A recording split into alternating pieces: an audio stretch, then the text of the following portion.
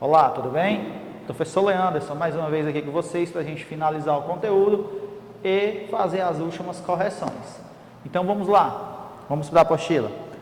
Nós vamos continuar falando sobre os conflitos no Iraque, certo? Onde vai entrar aí alguns conflitos, né? Irã e Iraque, Guerra do Golfo, a Guerra do Iraque e vamos acabar falando da Primavera Árabe, tá ok? Sobre os conflitos no Iraque, é importante destacar que nas últimas décadas o Iraque teve envolvido em pelo menos 3 ali grandes, graves conflitos, né?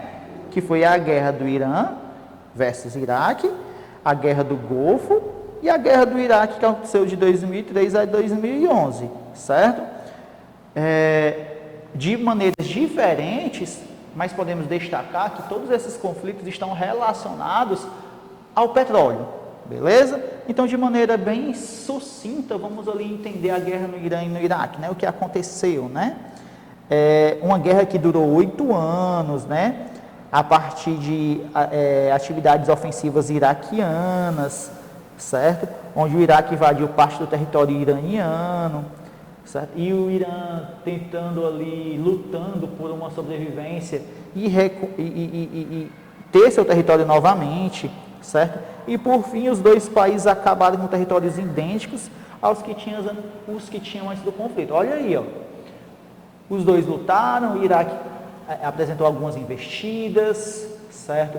E no fim acabou um resultado de centenas de mortes, um grave conflito para a história, e os dois acabaram com os mesmos territórios. Muitas mortes de militares, civis, prejuízos financeiros, certo? Tudo isso visto nesse primeiro conflito entre o Irã e o Iraque. Mais uma vez, o Irã, certo?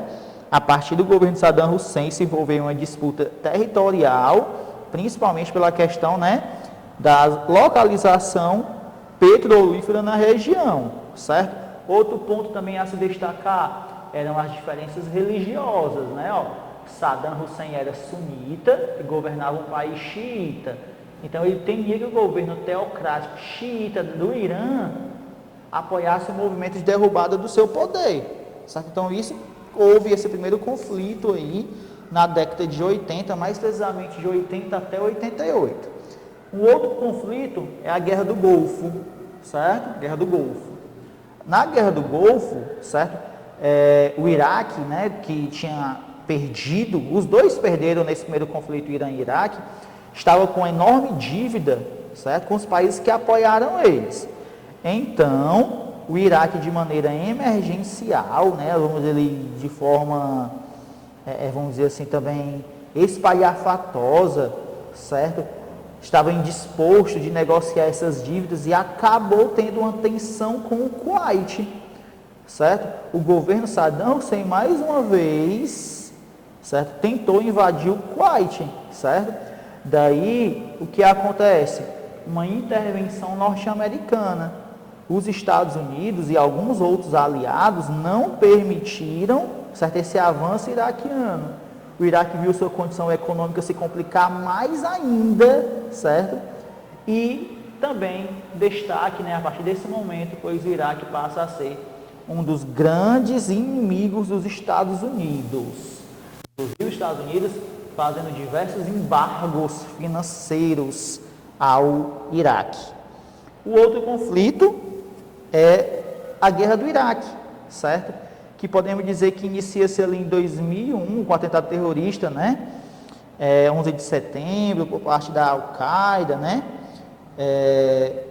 Os Estados Unidos exigem uma inspeção da ONU, principalmente no Iraque, né? Ligado àquela causa do embargo, àquela causa do ser inimigo, acreditava que o Iraque estava envolvido e que era um país que acolhia o terrorismo internacional, certo?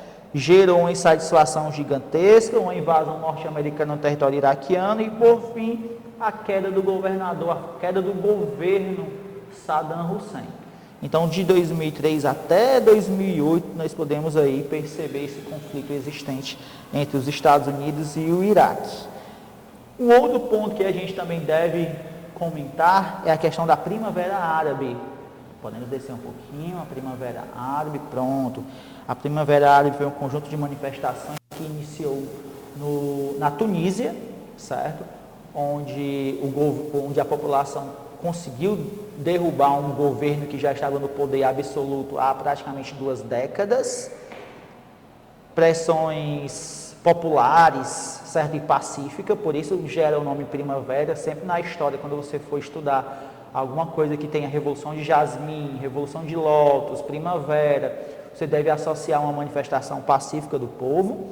Então a Primavera Árabe foi uma manifestação social que derrubou um governo autoritário e que estava no poder há praticamente 2 décadas e que gerou uma comoção naquela região ali próxima. Os países vizinhos perceberam que eles também podiam fazer isso com seus governos. Então gerou uma onda de comoção tanto na África do Norte e no Oriente Médio, levando a um efeito dominó, certo? Essa onda de manifestações que se inicia na Tunísia, passa pelo Egito, passa por outros países, e eles vão derrubando governos, até chegar na Síria, certo? É bom sempre falar da questão da Síria, certo? Lá na Síria, certo?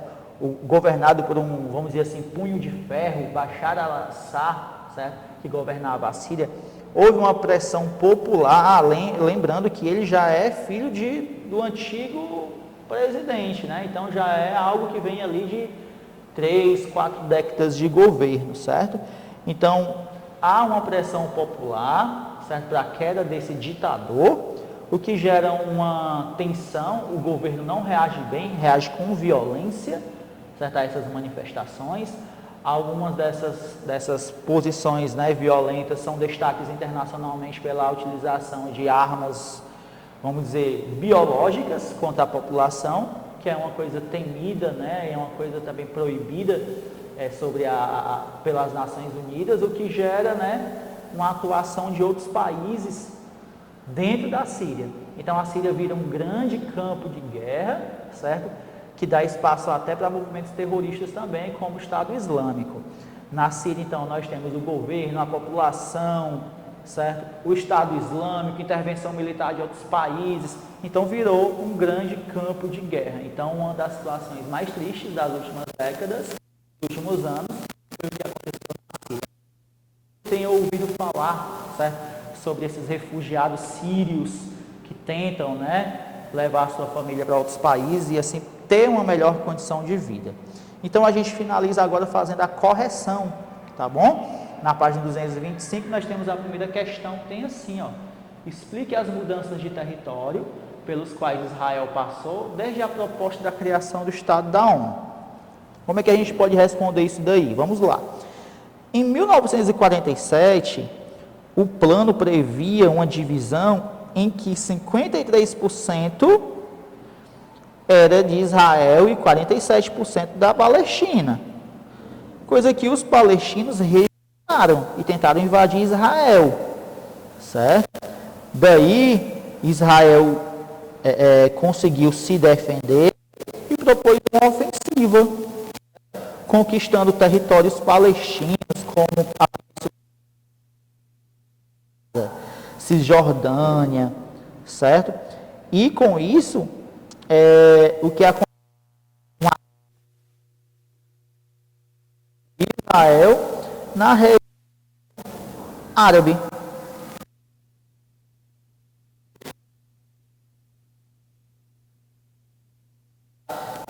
Do território área de Israel, mas depois com as ofensivas passou a ter quase uma totalidade na região. B. Explique em que consiste a solução dos 2 estados. A solução dos 2 estados é uma tentativa de solução pacífica para a coexistência dos estados de Israel e Palestina. Então eles querem pacificamente aceitar a existência um do outro, onde Jerusalém seria uma cidade compartilhada. Jerusalém, uma cidade compartilhada. Segunda questão: é possível afirmar que os Estados Unidos ajudaram a fortalecer o inimigo com quem lutaram no Afeganistão depois dos ataques de 11 de setembro? Sim, certo? Os Estados Unidos armou e treinou os afegãos, certo? No contexto da Guerra Fria, onde o Afeganistão foi invadido pela União Soviética, os Estados Unidos, em contrapartida, ajudam a população a se armar. Então, os Estados Unidos meio que dá aquele primeiro impulso armamentista ao povo do Afeganistão. Então, corretíssima. Na terceira questão, qual foi o pretexto que os governos americanos e inglês utilizaram para justificar uma intervenção militar no Iraque em 2003? A resposta correta é o item E. A presença de armas de destruição em massa. A presença de armas de destruição em massa. Essa era a alegação norte-americana. Explique os motivos da guerra civil da Síria, o item A da quarta questão. Qual foi a guerra civil, né? Quais são os motivos? A guerra começou com a tentativa de derrubada do Bashar al-Assad. Falei nesse instante. As manifestações foram reprimidas pelo exército, mas conseguiram desestabilizar politicamente o governo e criar organizações de oposição, certo? Então, começa com a tentativa de derrubada do Bashar al-Assad. B. Caracterize o Estado Islâmico e relacione o seu crescimento com a guerra da Síria e com os demais conflitos da região. Bem, como vocês sabem, o Estado Islâmico é um grupo terrorista, né?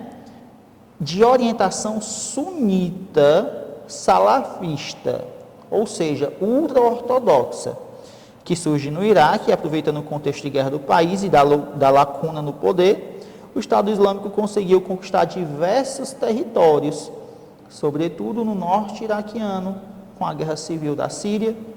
O grupo avançou à fronteira e conquistou territórios no leste da Síria. Ok? Agora a gente vai para o nosso mapa mental, para que a gente possa finalizar o conteúdo.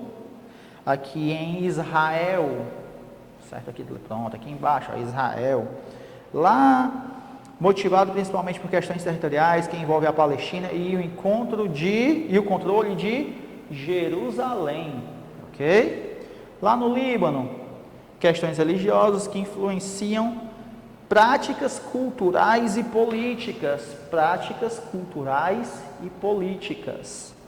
No Iraque, para o controle de territórios com petróleo, que trouxeram intervenção dos Estados Unidos da América. E lá na Síria, para a gente findar, né? Rebeldes sírios que recebem apoio, presta atenção, governo contra rebeldes, certo?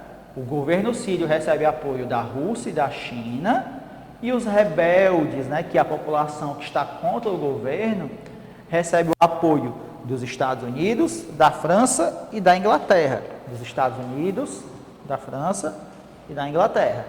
Ok? Então, assim a gente finaliza o nosso conteúdo. Agradeço pela paciência, agradeço pela disposição de estar acompanhando essas aulas semanalmente. Deixo um forte abraço para todos e até mais.